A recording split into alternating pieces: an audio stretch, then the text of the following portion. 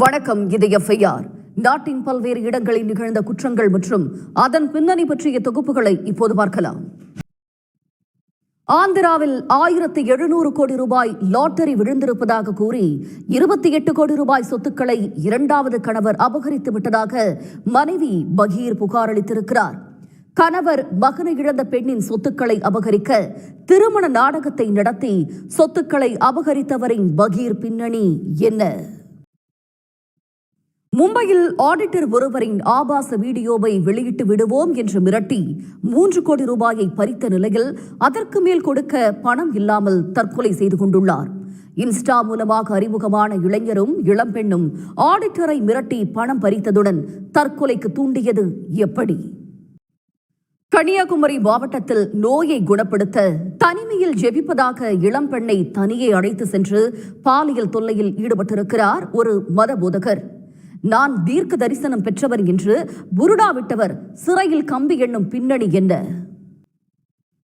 தெலுங்கானாவில் ஆன்லைன் சூதாட்டத்தில் 20 லட்சம் ரூபாயை இழந்த இளைய மருமகளை மூத்த மருமகளை உதாரணமாக காட்டி குடும்பத்தினர் இழிவாக நடத்தியதால் விபரீதம் ஏற்பட்டுள்ளது.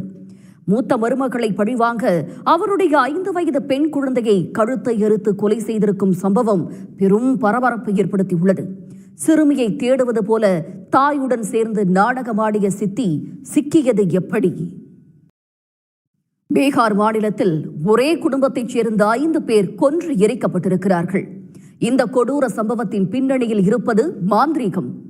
ஊரை சேர்ந்து ஒரு குடும்பத்தை கொன்றதன் பின்னணி என்ன? FIR-இல் தொடர்வது சிறிய இடைவேளை.